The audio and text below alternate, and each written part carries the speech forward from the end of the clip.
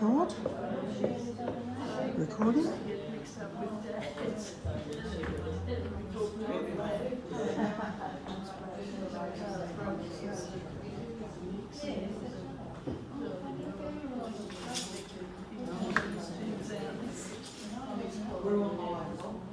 We're ready to go. We're on live. Okay.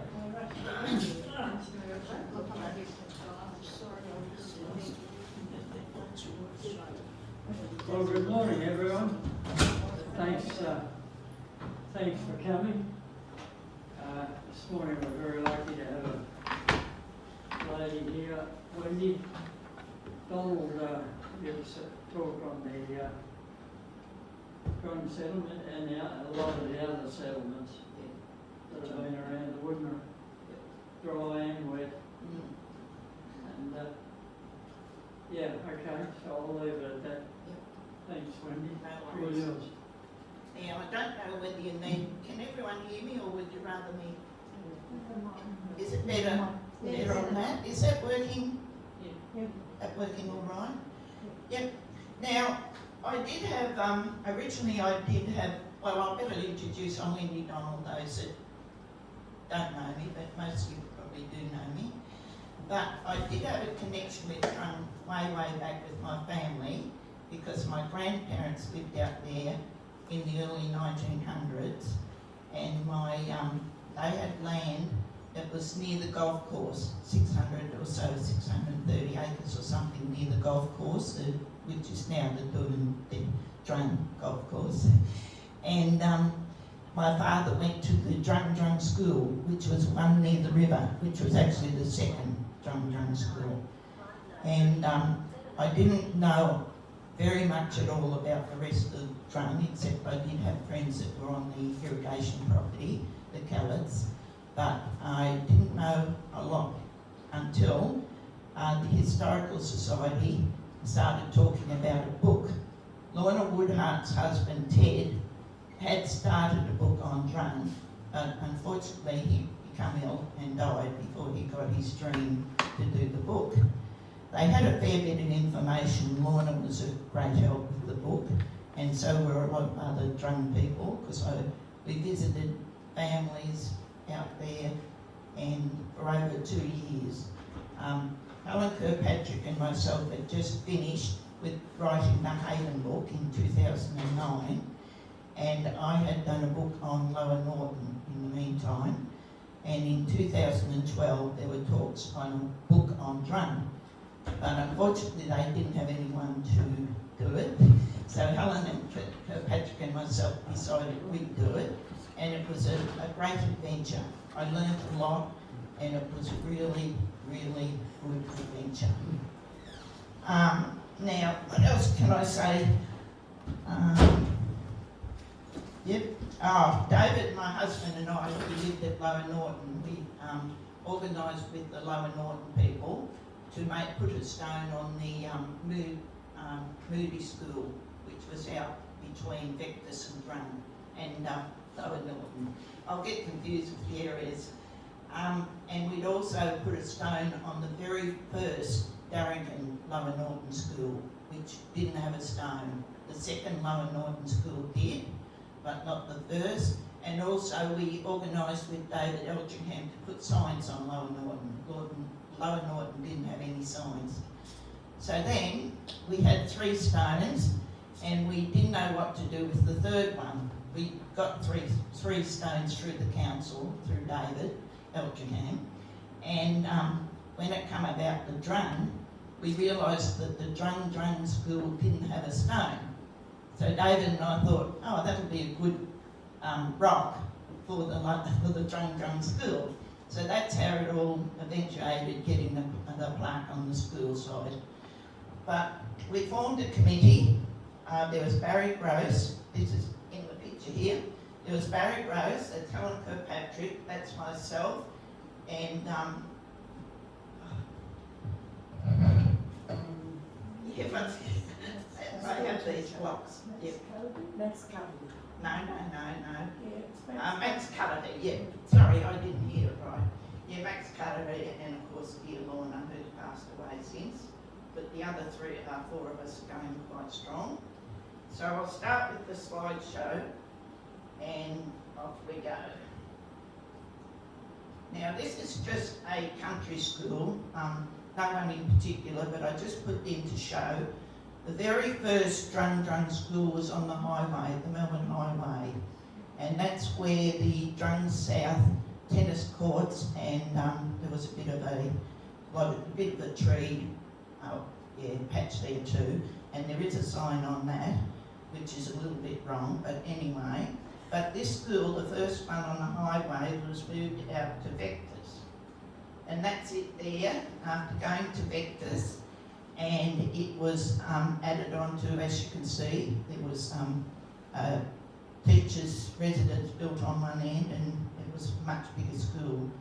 Vectors had quite a population in those days. And this is a sign that was on the first Drung school on the highway, Melbourne Highway. And it just said that it was a Drung South School plantation, which it was, and it was formerly Drung South State School, but it's not. The Drung State School was on the corner of Horsham and the highway. The turn off to Horsham and the highway. So that was a bit incorrect, but it had the right number of the Drung school, but not the information. And this is the plaque that we had for the new Drung school. And that was the one down by the river near Grocers, or near Grocers Bridge. You turn just before Grocers Bridge, and it's down there on your left. The Johnses, Max Johns' son, owns the property over the road from it. And we took the stone out there, and then the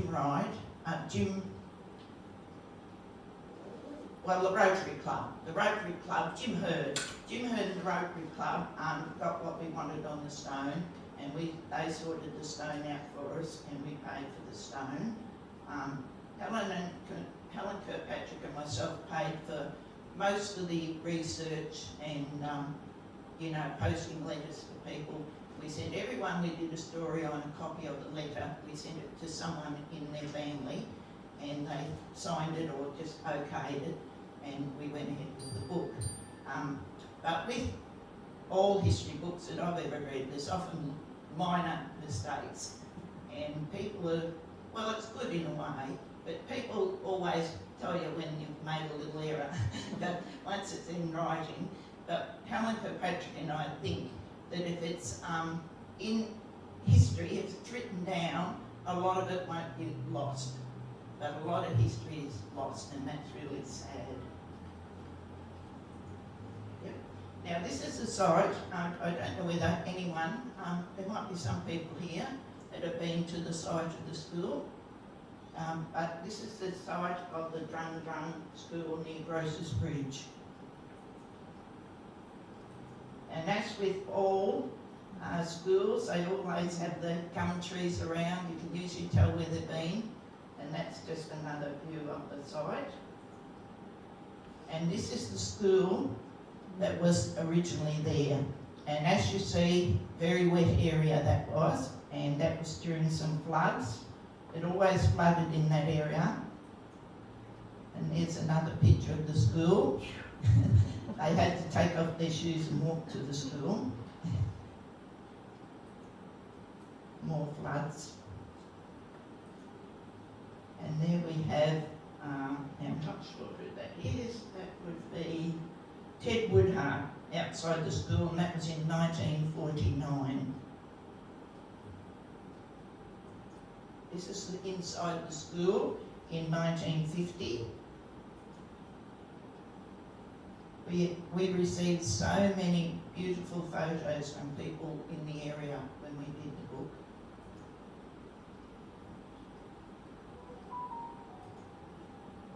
I don't know what that is. I don't know what the skin is on the lawn. Does anyone know what it is? Anything to have in a school, but anyway. And these are some of the children. I'll just, this is Julie Gross and Lynette Tucker. The Tuckers lived over the river, more in Longrenon sort of, but they attended, the school was the closest school to them. And the next one, we've got some students. I will read them out. Ross Promnitz, Alan McIntyre, Kath Carpenter, Peter Miller, Julie Gross, Lois Hobbs, Sue Smith, and Lynette Tucker. Now next we've got Graham Rose.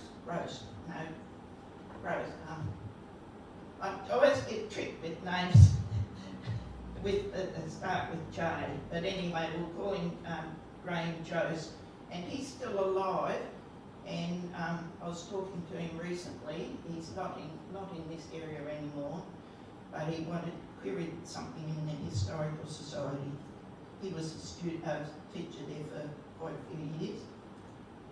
That's a picture of him when he was a teacher there. And there's another list of students. We've got Sharon McManus, Peter Tucker, yep, that's right. John McIntyre, Prominence, avoid Prominence, Chris Miller, Colin Smith, Lynette Grady, Sharon McManus, Anne Buchanan, and Judy Carpenter, and Anne Longmire here at the front on the front there, Anne. And this is Lois Hobbs. And next we've got Sharon McManus and Julie Gross. You notice the old bikes, the good old pedal bikes that we all rode to school when we were young.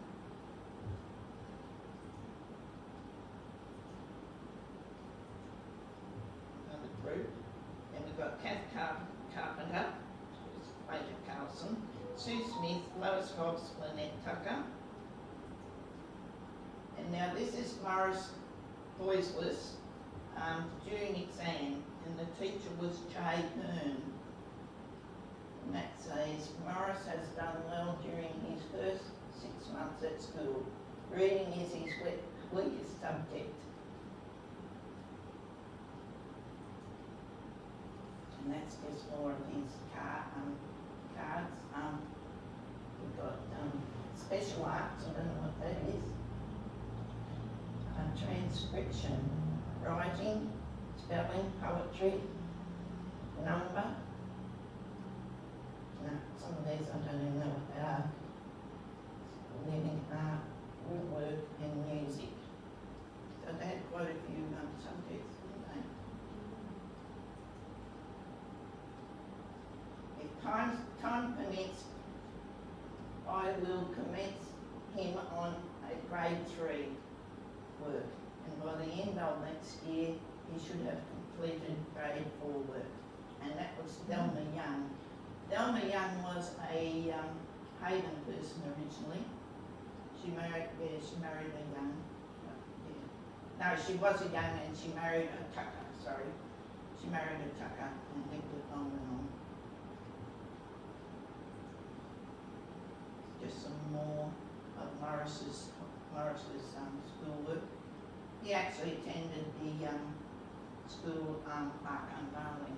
We had a very good turn up at the unveiling of the Drung school. And this is the Drung students at the showgrounds at the sports day. Do any of you remember the rotunda there at the footy grounds? No? That's gone now, which is sad, but I can remember it quite. It was there for after 2000. And that's just a sports day. Children watching and marching.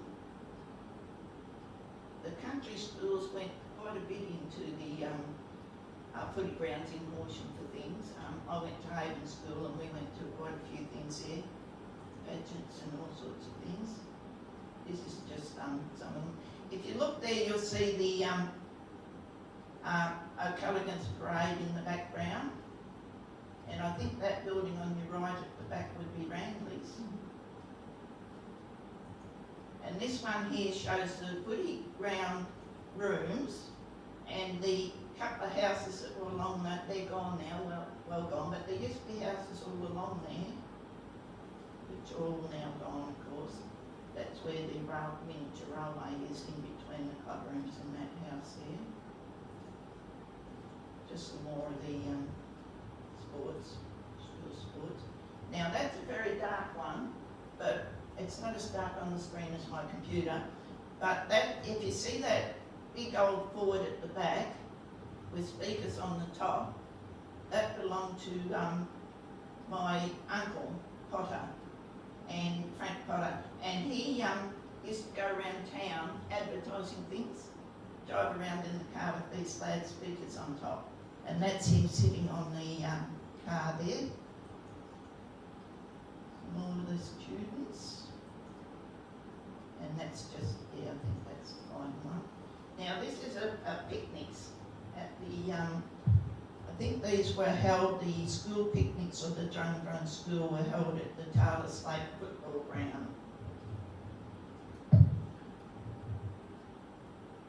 you all remember going to your, those went, well, all schools went to picnics once a year. Haven School used to go out to near the quarry, out at Mackenzie Creek, which a lot of schools did, even the Horsham ones. There's some people, time for an ice cream, and all on the swing. That's at Taylor Slate football ground. And we had some races. They had paper tearing competitions. To see, does anyone ever do one of those at the picnic? You see how long you could make a paper tear into a long thing, and then they'd all line them up and judge the best, the longest. Yep. And that's the girls' race. We used to get minties wrappers. What was that? Minties wrappers. And some more. You can see the old shed that used to be at the Taylor Slate foot ground. Now that's a teacher, Rain Chase again, and what he did at the picnics, he'd tie all lollies to him, and then he'd run, and the children would chase him and pull the lolly off his thing. It sounded like he was a good fun teacher. And this is the sack race. Remember, I think that's the sack race. I don't know, it's a race anyway. And the wheelbarrow race, that's the ladies' wheelbarrow race. And you notice the dresses. They always got dressed up for the school picnics, and there was always hats. You always had a hat. And that's just more races. And that's the men's wheelbarrow race. And afternoon tea. Sorry, that's not a very good quality. But the picnics were always well known for their beautiful cooking. I don't know whether you were all good cooks, but I'm not. But my mother was a beautiful cook, and so were all the Haven Mothers Club ladies. And obviously the Drung ladies look good. Good cooks by the look what's on the table. Now we're back at the school, and this would be the football at the school in the mud. And that's, I don't know what I've got that one. Oh, that's just afternoon tea at the school, I don't know. But here we go. Now we have here school boys. That's Peter Miller. Do any of you know Peter Miller? Yeah. Well, that's Peter as a boy. And I'm not sure who the other boy is, but Peter's often come to school apparently in the car. He didn't have to walk or ride horses or bikes like the others. Yeah, we got... Not that old McIntyre, is it? It could be. It could be. That name does sound familiar. I thought I had it written down, but obviously I haven't. School children in that school group. Just the school group. I have got the names of all these, but I didn't bother bringing them along today. But that's another school group out in the, you notice that it's just dirt. Must have been summer, I think. That's the basketball at the school. children. If I read out the names, I haven't got the names to that group, but some of you would know these people in the classroom. And this is the parents at the day. This must have been some special day, but you notice the cars in the background? And this was a dog show at the school. They all brought along their dogs and had a show. Now we're at the Taylor Slate Hall. That was taken in 2012, and there's still quite a bit of activity at the hall. It's one of the few halls that's been kept up to date. And they played the football ground, the original Drung football ground was near the hall. Didn't have any club rooms or anything. And this is did I jump on now? Yeah, this is a Christmas party at the hall. And another group, dress-ups. Dress-ups. Now this is the parents who were also dressed up. I don't know what some of them are meant to be, but very well tied. And some more. They even had the false moustaches as clowns. But they had a lot of fun in the country halls in those days.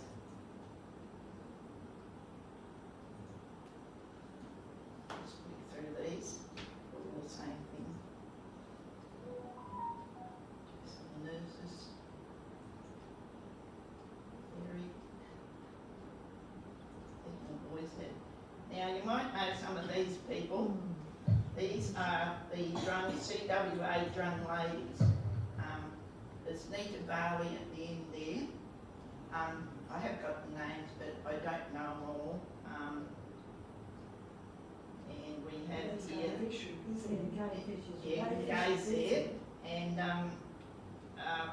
Nancy Martin Beavers. Yes, Nancy Cameron, I think she wasn't she? Yeah. But these ladies were amazing. They used to come, you know some of them, do you? Probably all of them. Yeah, no, they were a tremendous group, and they used to come into the day centre. I worked at the day centre for 26 years, and they used to put on these concerts and skits, and oh, I laugh. They'd get up to anything, those ladies. And when we were doing the Drung book, Gay Fisher was just absolutely amazing. And yeah, so was Nita Varley. Nita was nearing 90 or, 80s anyway, and she gave us some wonderful pictures of maps and that further over her way. Varley's lived off the western to the south of the Western Highway, over Melbourne Highway.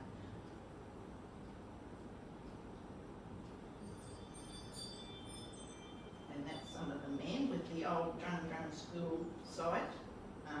Yeah, I was on the school actually, that sign apparently.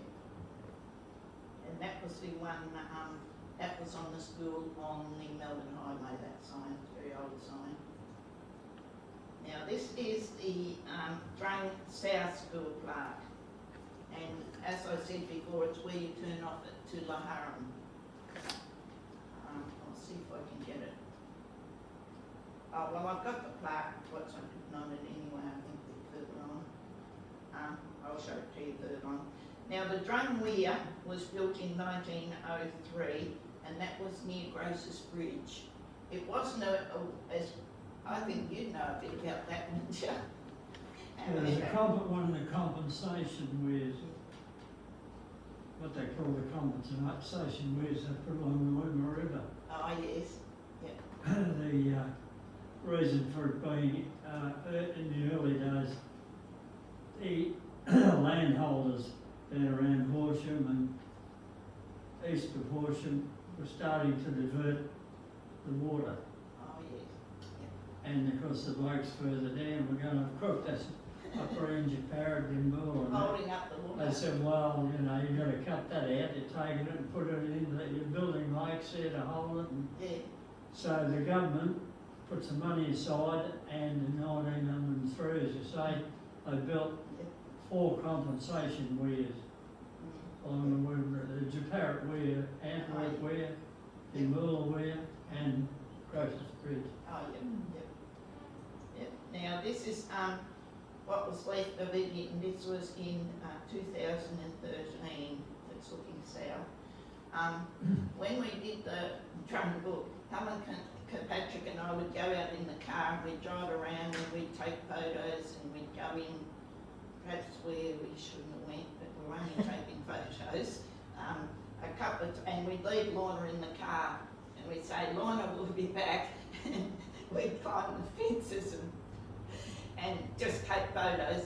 And we got caught a couple of times, but when we explained what we were doing, twice we got caught by people I knew and they said, oh, just go ahead, you know.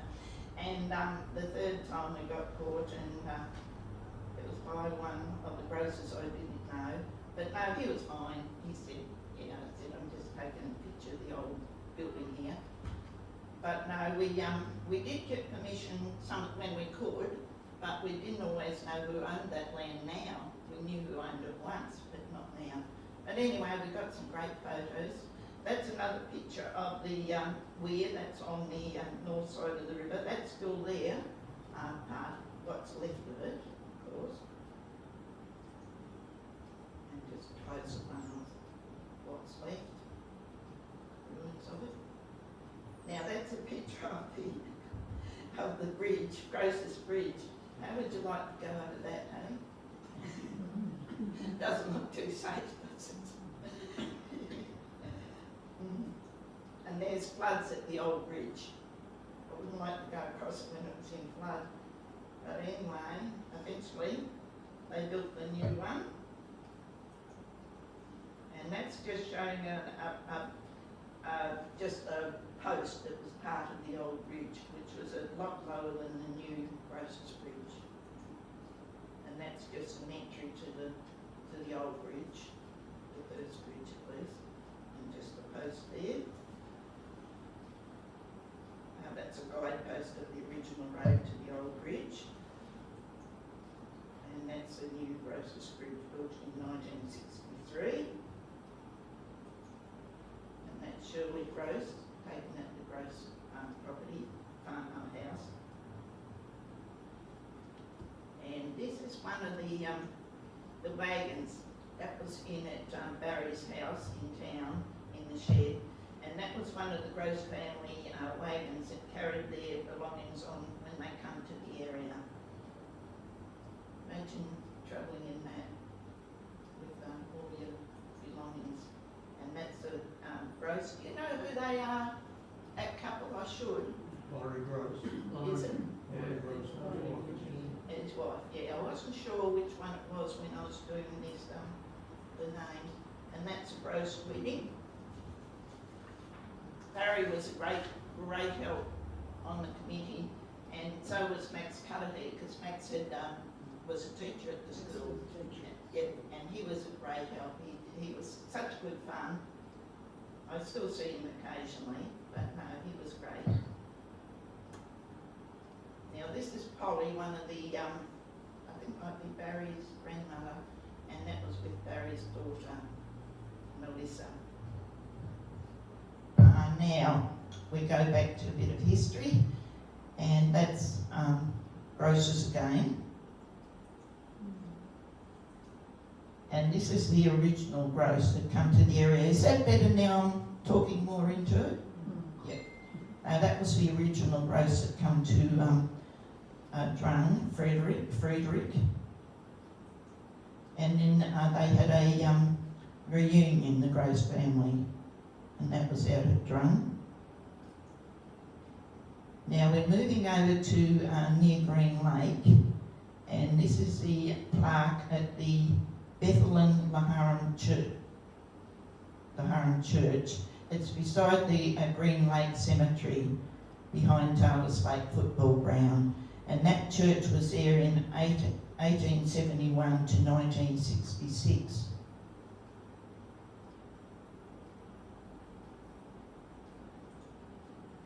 And this is another church. This is on beside Green Lake I can't really explain to it, but before you get to Green Lake, there's a road, and down there, and it was on the corner of a muddy road, and that was the other church, the other Lutheran church, St. Mark's Lutheran Church, down Green, and that was there from 1926 to 1972, and that church ended up way up north, up towards Hopeton Way. It was moved, the building was moved. And I have a picture somewhere of the last service they had there. Now, I don't know whether, some of you will know that on the Melbourne Highway, there was some wine shanties. There was one there near Burnt Creek, and then there was 2 hotels at Green Lake, quite one each side of Green Lake. And then there was this wine shanty. It was called Sparks Hotel, and it was near the first Drung school, where that sign was, where the wooden sign was. Now the next picture is one of the Green Lake hotels in ruin. You've probably all seen that when you're driving past. And that was owned by the McLuhanans originally. One of the daughters or nieces of that McLuhan taught at the first Green Lake school, which was behind the footy ground there many years ago. Now this is just ruins at the hotel, and they had quite a few stables there. Oh, that's the old well. You've got to watch where you're walking through the long grass, because you don't end up in the well. This area is owned by the Jest family now.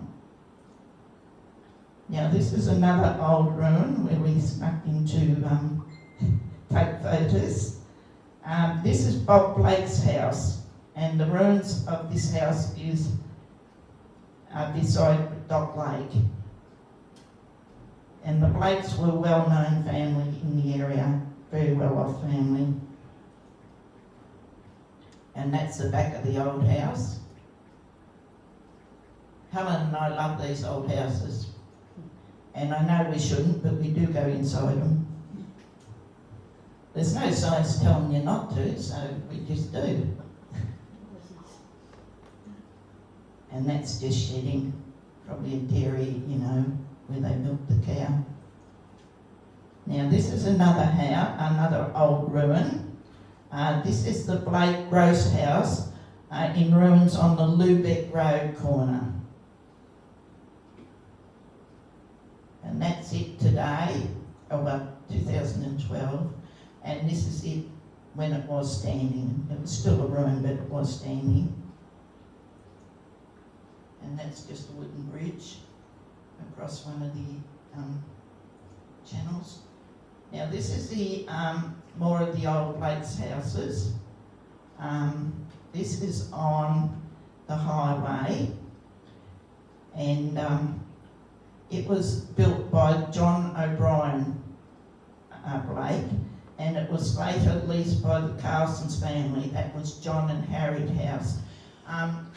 Harriet Carlson spent, in the early 70s, I worked in Ward 6, it was nursing home type ward, and Harriet Carlson was in that ward, and she was a beautiful lady. She was completely with it, but she was physically unwell, but she could walk, and she always wanted to go home to this house, and she offered to hire me as a nurse to go and live with her, and I said, look, I'd love to, Harriet, but I have my husband and daughter to look after.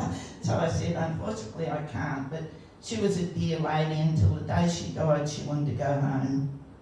And when her and her husband John were in this house, they had a beautiful garden, I'm told, and we took a photo of the drive-in. Oh, wait on, I've jumped a couple there.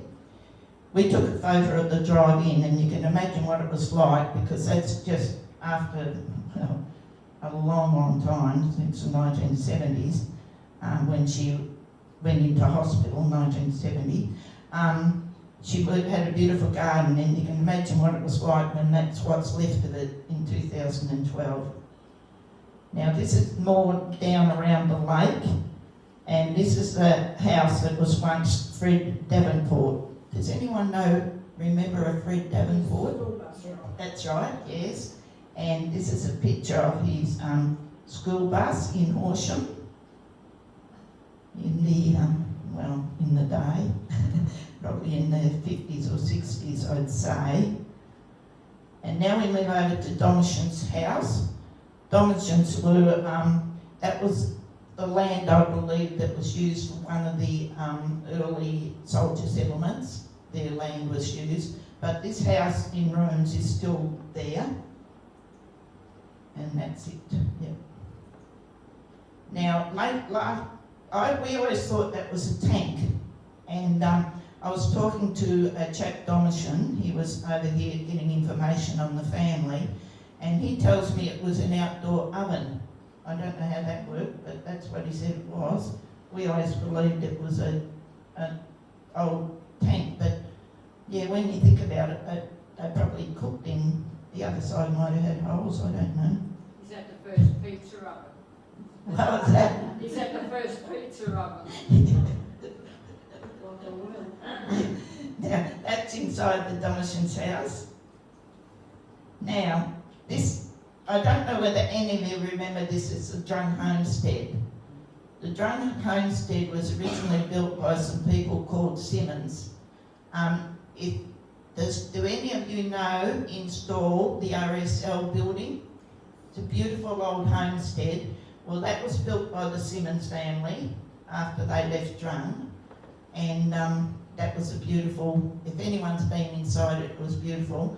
And apparently this was once a beautiful home. But when the first settlers, the irrigation settlers now I'm talking about, when they first come to the area, one of the families were given the property that this house was on. But they pulled down the beautiful old house and they just built what everyone else in the irrigation settlement had. But Jimmy Kellett was, not Jimmy, but Jimmy's sister, she was telling me that that's John Kellett and Jimmy Kellett, and the first night they come to Drung, they had nothing, they just come, and they were put up into this house for the night, or maybe a couple of days. But of course they thought it was horrible because it was big and cold and, you know, I don't think it probably would have had SEC running around with candles. But they did say that in the downstairs they had a row of bells, and they were for the servants, and they'd know which room the servant had to go to, which bell was ringing. Unfortunately, I never saw inside this house, but I think it would have been beautiful. Now that's a Drung wool shed, the Drung, yep, that's right, I'm right in saying that.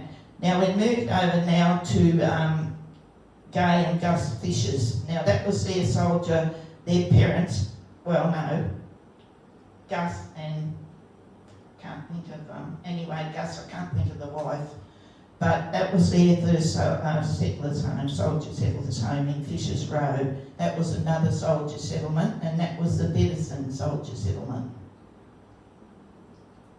That is on the property of Gay and Ian Fishers. And now the next one is the old Bedison house. The Fishers moved this down to their place and used it for a wool shed. But the Bedisons lived further down the road, and they had property down the road. And I think most of the Bedisons now are found out the other side of Horsham North. Quite a few families, I knew quite a few of the families. And when I went to see one of the Bedisons to get some photos and so they could tell their story, in the photos she gave me, I found this incredible picture of the Wimmera Base Hospital when it was being built. Anyway, she said, do what you like with them, but I did return them. I scanned them and returned them because I always feel, one day someone might want them in the family. Now this is another home which was once near the Melbourne Highway, but down the road towards Taylor's Lake, and it was the Gates's house. Gates's house was moved by Mr. Gates himself. In fact, he was injured when he was moving it with a tractor from that site to nearer to the lake. And when we were taking these photos, it was being rented out. But Gateses later lived in Williams Road. They lived in a orange brick house in Williams Road. Yeah. And Mr. Gates's two daughters were very, very helpful when I did the Drung book. And they didn't live in Horsham, but they come down occasionally. And they were very helpful, and they did the first part of the book. I've written a story that they gave me to put in. Yeah. Now this is their Gates's woolshed where they had dances. And I know some of you have been to dances there because I've got photos. And that's inside. Didn't have any lining or anything. And that's my granddaughter there. She was always with us on our little tours. And when we were doing the Drung book, we had the Carlsons. Jeff and Kath Carlson took us for a drive around, and then Jess took us for another drive around. And we would walk through paddocks, and it was great. And they'd tell us where everything was, that was where this was, and that's where that was, and yeah, very helpful. And that's the oldest Drung. There was a ladder to a bit of a platform. Do you remember that, Elaine? Yep. I wasn't sure who that is. Is it? I was hoping someone would. Oh, yes. She was Florence also.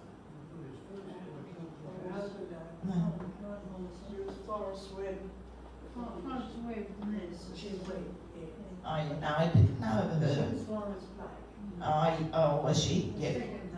Oh, yeah, there we are. Oh, there's Who's there? And that's Mabel down the front, Mabel Blake. Yeah, and that might be Mabel's husband, Walter, at the back there, is it? Looks like Walter. Yeah, it does, doesn't it? Yeah. Elizabeth's on the, Elizabeth Mm. is beyond Carl. Oh, is it really? Yeah. Oh, golly. That's you, Elizabeth? You reckon it's me? I reckon it's you. There you go. Because that's Carl. Carl Black, Carl Bellinger. Oh, yes, yeah. Yep. Mm. That's Keely May. Who's the little boy, do you know? Yeah. No? Yep. Certainly wasn't Henry. Mm. Yep. No, that's Hill's house. Yes, that's more around St. Helen's Plain, but they're all sort of connected, yeah, not far away. Mm. Now this is another interesting place. This is Warwick Langley's house on the banks of Taylor's Lake. And when I say banks, right on the banks, but they were very big bred horses, big heavy horses. And they were very well off people. And then this house was, it was a mud brick house, but it was very nice in its day, which a lot of mud brick houses were. And it was later lived on in by the Goyne family. You'd know the Goyne family, I suppose. Yeah, right there on the lake. I only went to it later on when it was, well, it was almost gone. Now this is another very interesting house. This is the Edward and Olivia Eubanks house near Taylor's Lake. They were a couple that they never married, they never had children. They did marry, but they never had children. And they travel in every week on a Friday in a horse and cart, And the lady that used to have the Lacana Hotel told me that they'd come and they'd have dinner in the blue room. The Lacana Hotel had a blue room, a little bit flash, well, quite flash, and the Uber gangs were quite flash. You know, they were lovely people, but they were quite flash. And they'd leave their horse and buggy in the back. They'd go and do their shopping and have it delivered to the Lacana Hotel, and they'd have afternoon tea in the blue room. And this is what's left of their house, and we did get permission to go here, but it was one of the ones we did get permission. I think it was owned by the Fishers at this time, probably still is. Yep, just took, we couldn't resist having a look around and taking some photos. And that's inside. They had high ceilings, didn't they? Imagine building that of mud brick. And that's another one of the Uber Gangs houses, but that's on the south side of the Melbourne Highway. And now we've got the Hobbs house. Did you know, anyone know the Hobbses from out that way? I went to that school, and they were just over the bridge, yeah, on the left as you're travelling over the bridge, down a bit, but that's completely in ruins now. It's just another picture of it. And they went on to the Ballingers. The Ballingers are still out there. They helped us a bit with the book, Bob Ballinger. And they were, yeah, descendants of them. This is another interesting shed, and this is Matushka's mud brick shed. The house is gone, and unfortunately they didn't have a picture of the actual house before they pulled it down and built a new house. But it was good, that one, because you could see the mud bricks, you know, how they built them, which was quite a process in the day. And now this is the McGinniskin house at Longrenong. As you're travelling out to past the Longrenong College, a bit further on your left. It's not on the main road, of Longrenong Road. It's just off a little bit, but you can see it. And we knew some people who lived there, the McGinniskins, Bill and Mari McGinniskin. And it's beautiful inside, but they don't live there anymore. I don't know who's there now. And here we are. That's just an old house we took photos of near Gross's house, Bernie Gross's house in East Road. Now this is the ruins of the Purvis property. It burnt down. Brian Hutchison from Horsham owned the land for a while, and it burnt down, and that's all that's left of it. And this is the Gross family, I believe.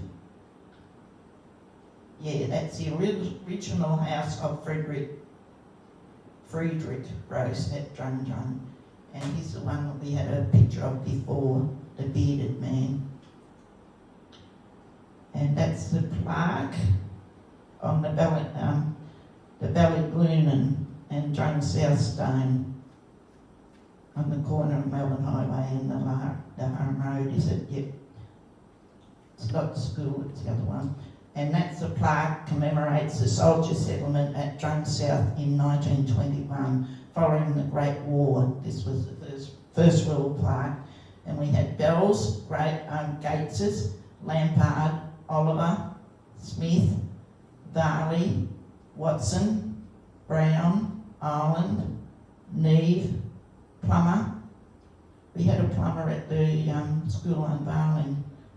Varley and Boyd's.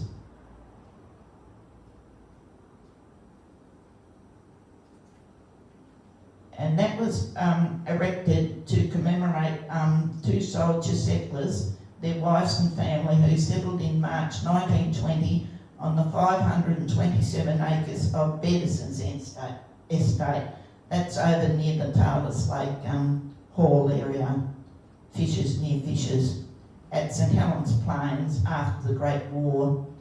That must be called St Helens Plains even from there. I don't know where the cut-off is to Drung, but anyway. There was Fishers, GHNVE Fisher and Matheson's, and it was unveiled on the 20th of January 2003 by John Forrest. And that's the stone in I think it's Fishers Road. What have I done? Haven't finished, surely. No, we're getting there. Sorry about that. Must have pressed the wrong button.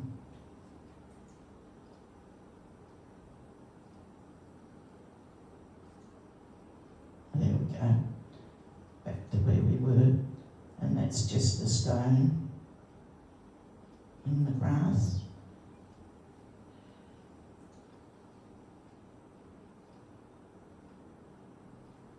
And that's this is the one on the Domitian's estate, this one. The monument was erected by the Commonwealth for the 7 soldier settlers and their wives. And that was the Bradys, the Longmires, the McIntyres. Can't quite read that, you probably can on there.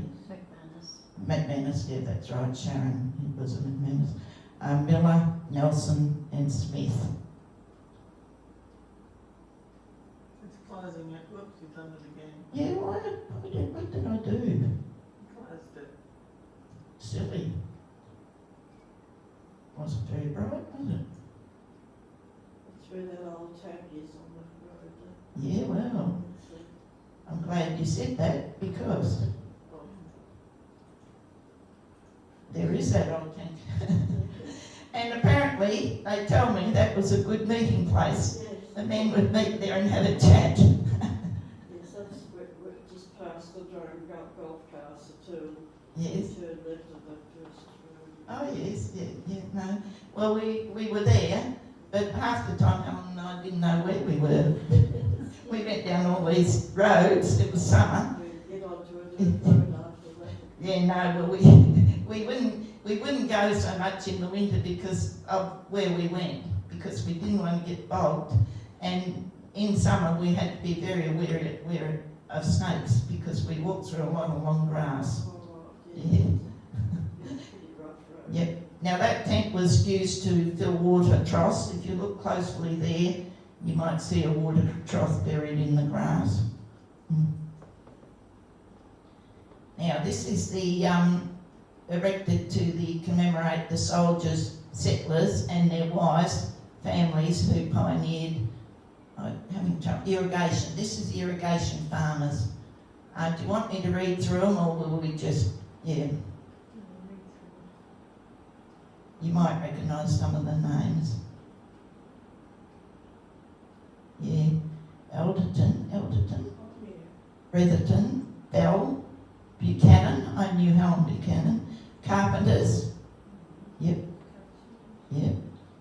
Cummins, Cutchies, England, I knew Bell England, Hurd, Jenner, Kellett, I knew the whole family of Kelletts, Kelm, I knew a lot of these, Tags, Wilkies, Kitchells, Leighton, Little, Lloyd, Lyons, McLean, McIntosh, Smith, Morrison, there you go, Nix. I still keep in touch with one of the Nix family who lives up Queensland. Peoples, another Smith, Williams, and another Williams, 2 Williams. Yep. And that was, they arrived there. Later on, Cowles and Heppels arrived. And about 1957, was it? Do you remember, you people? We came in 1956. Oh, yeah, around about that time, yep. 56. Yep. That's just the actual.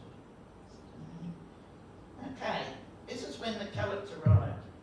And for their first, while their house was being built, they lived in the shed. Did you have to live in the shed? We came In the straight garage. to In the garage. Oh, yeah, no. the Well, others, by the time we came, our house was one of the first built. oh, It yes. was empty while the others were in their garage. No.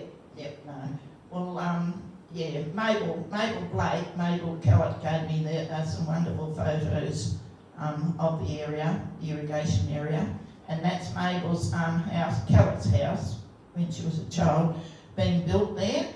It's going up, and that's it when it's finished. They all looked a bit similar, didn't they, the houses? Depends which way they face. Oh, yeah, of course they looked a bit different, yeah. Yep.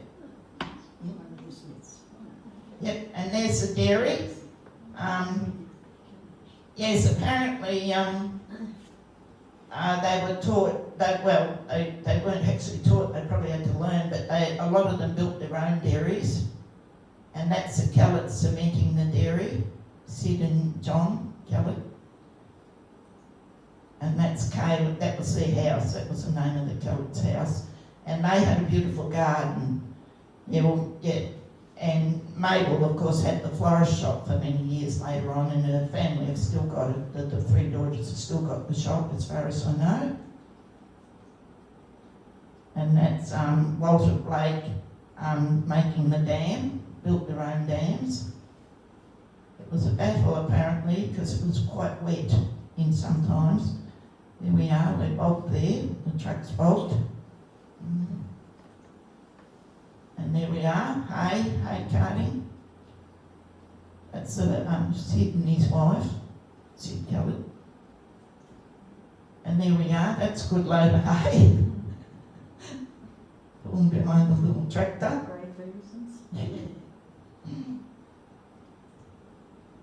Oops, I better go back to what size I was, hadn't I? This is the Miller house, where the Millers lived. And that was later brought by Peter Ryan. And when Peter moved out of it into near Horsham, they did it all up, whoever brought it. Yeah, that was in the process of being built up there.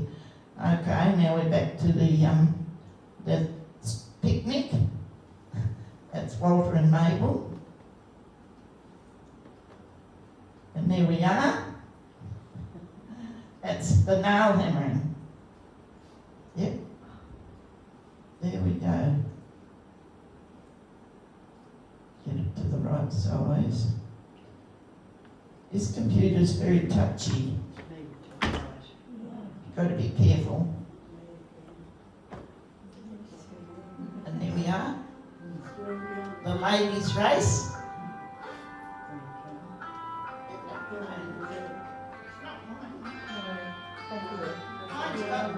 Mine's got the same noise. I thought I didn't bring it in.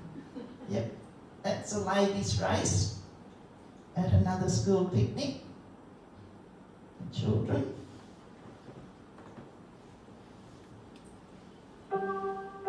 Oh, we know what to do here.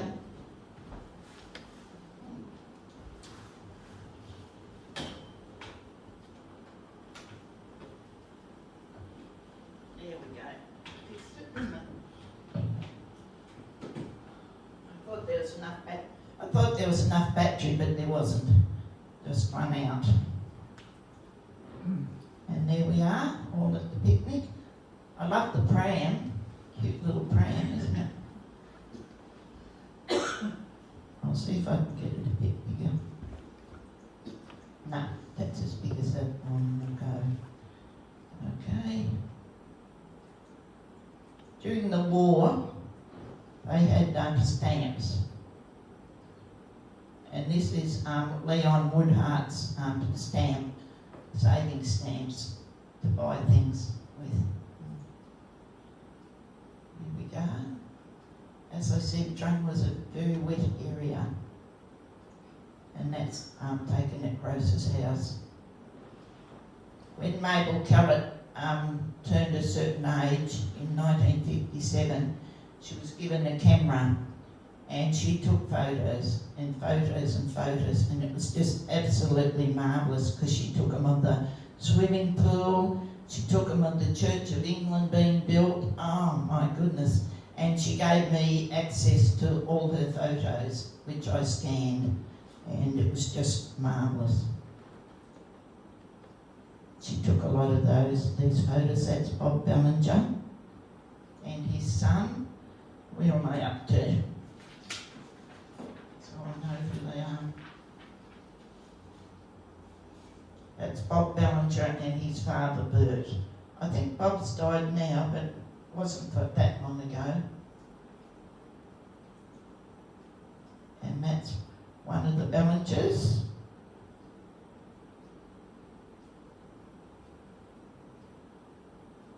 There we go. That was Flo Pianta. She was a Bellinger. And that was at Bob Bellinger's wedding. She lived to a grand age, and she lived in Prize Lane. And we went and talked to her. She gave us a lot of information on the Bellinger family, which was a family that wrote the story for the book for us. And that's some of her family. Is this playing up now, this thing? Doesn't want to behave. There we go. And those people are Vicky Matthews, Ina Wallace, she was a Bellinger, Judy Withall, and her granddaughter Belinda. And this is Bill Purvis.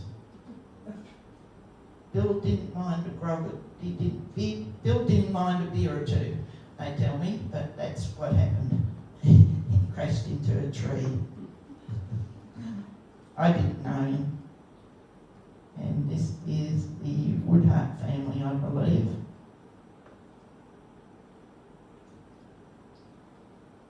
Yep, Woodhart.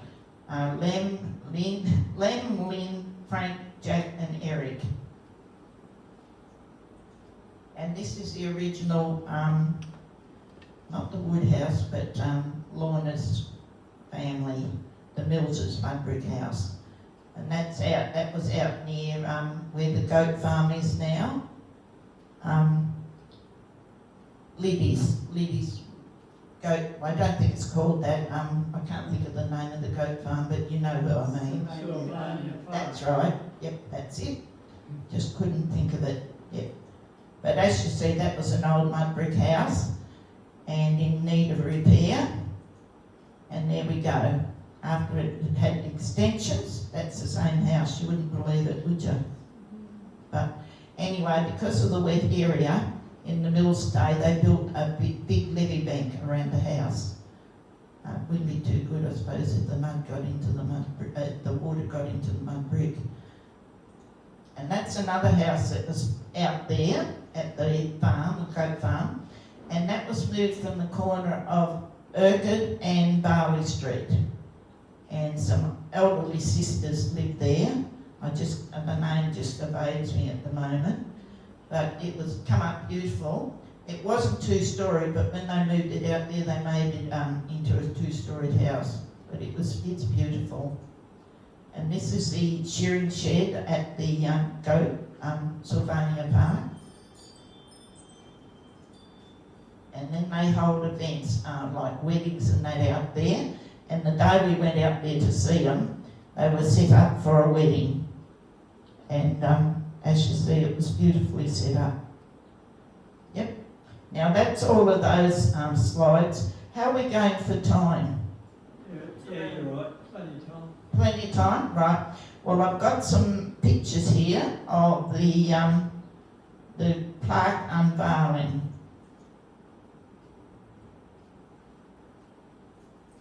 Of the Drung school near the river.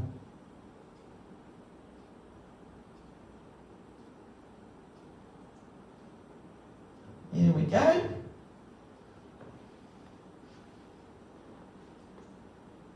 And you might know some of the people here. Tim Hurd. And I don't know, I should know that lady. She was a school teacher, I think. I'll just flick through these and you can see some of the people that were there. We got quite a crowd, which was very pleasing. There's Helen Kirkpatrick there.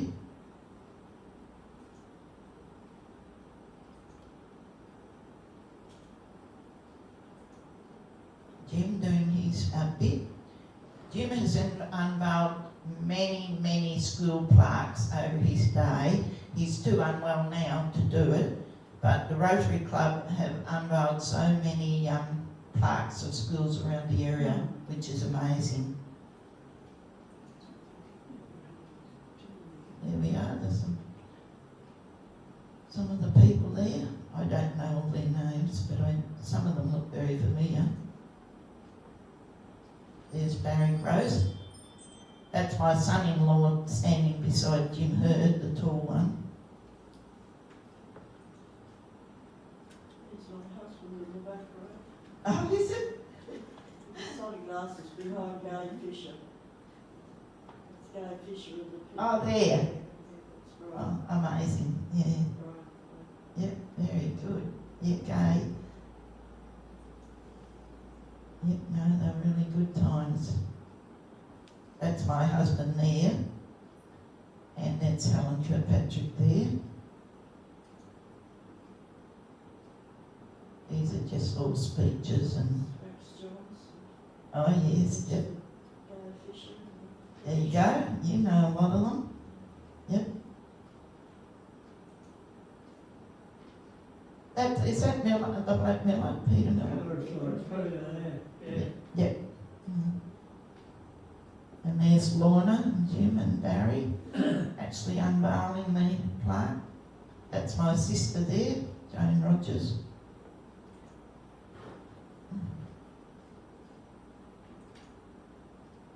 There it is. You might have one closer, I don't know. I'm not going to bring it up because I keep messing it up when I try. Speeches, we had a few speeches. Oh yeah, there's my Max Cudahy. There we go.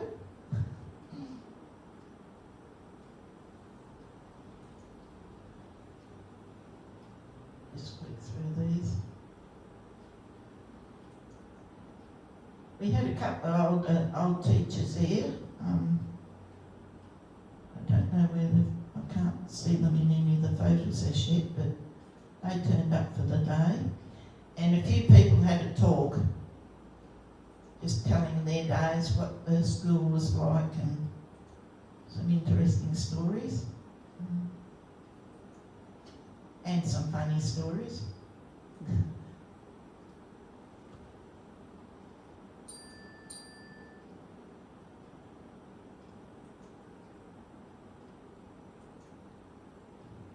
Yeah, we're very lucky. It was a lovely day. There's my husband there and me.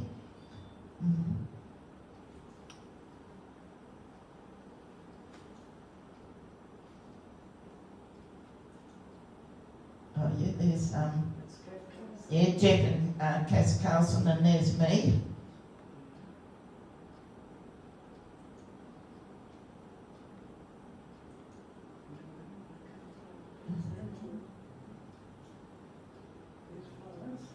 Oh yes. No, it was really a great day. Max there.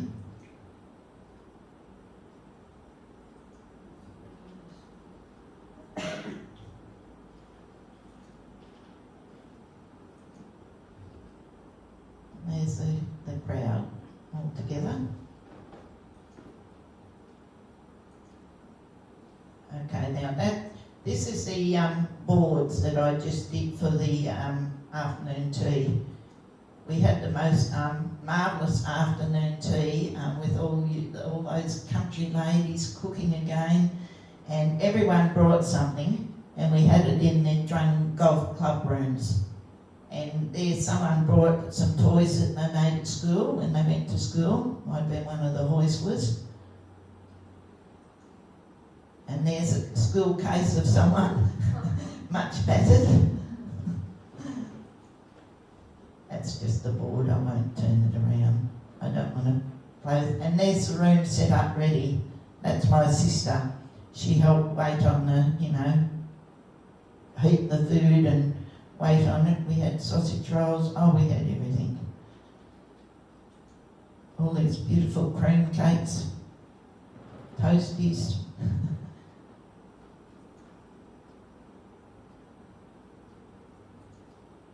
Yes, it was, yeah, very good. I'll just flick through these again. There's, what's your name, Hill? Yeah. And there's Peter Miller's car. I had to take a photo of that, it was so different. Okay, folks, that's about all now. Has anyone got any questions? I don't know whether I'll be able to answer them, but I'll give it a shot. Sometimes I want the old hospitals. Yes, that's it. That's the old Wimmera Base Hospital. Wasn't Wimmera Base then, it was just Horsham Hospital. Yep. Yes, I love that picture. That's why I've got it on my computer. But that's not the one before, that's the one behind. Yeah. The where do you remember the ward? Where Carriageon. Yeah, Carriageon was first. near there. Yep, near there. Yep. When I started my training, there was $4, so we had to live in there. Oh yes. Because our nursing home had been built. Oh yes. Yep. And then we went to home 6. Yep. We had to graduate through all. Yep, that's right. Yep. And that's where I had my first bunk. Oh. Yeah, no, that was the side entrance from Robinson Street, and I used to go to work in that door, and then I'd go up here to Ward 6, which was up there. That was added on to, of course. No, that was further, Oh yes, further down. yep. No, You're you, talking about the old hospital. yes, yeah, 5 and 7. yep. No, but this was down further, Oh yes, yep. further down Robinson. Yep. Okay. Yep. No worries. Yep. Thanks for helping me. Yep. No, that's good. So I hope you enjoyed it, people. There we go. Thank you very much, Wendy. It was very interesting, good to see the old times and what was here. It was lovely to be associated with any of our history. We're losing it so quick, and I think it's so important we retain what we can of it. And just looking at the hospital, I can remember many times I spent in Ward 7 with Sister Craig. Yeah, Sister Craig. I remember we were in there one time, and What year was it? oh, I'm on a nurse car. it was the roaring 60s. Yeah, I trained late 60s. Yeah. I trained 59. Yeah, oh yes. I trained 59. You were a bit before me. And it was a real joke. Kenny Homyard, everybody remember Kenny Homyard? Kenny used to be, now I was in Ward 7 there, and Kenny, there was a nurse's, an area down there where the nurse sat, like a little office, and she was out for some reason, and the phone went, and Kenny Homyard staggered out of his bed and went down and answered it. And he's talking to some lady that had asked for her patient in there. I don't know what was wrong with him. Kenny was spinning a great yarn. Then I remember the bloke came in the bed alongside me, and he kept calling out for his clothes. He said, "I'm not staying here. I don't belong here. I've got to get out of here." And Sister Craig said, "Okay, you want all your clothes brought in, everything you wore when you came in?" He said, "Yeah." And she brought in a pair of socks and a pair of underpants. She said, "That's what you came in."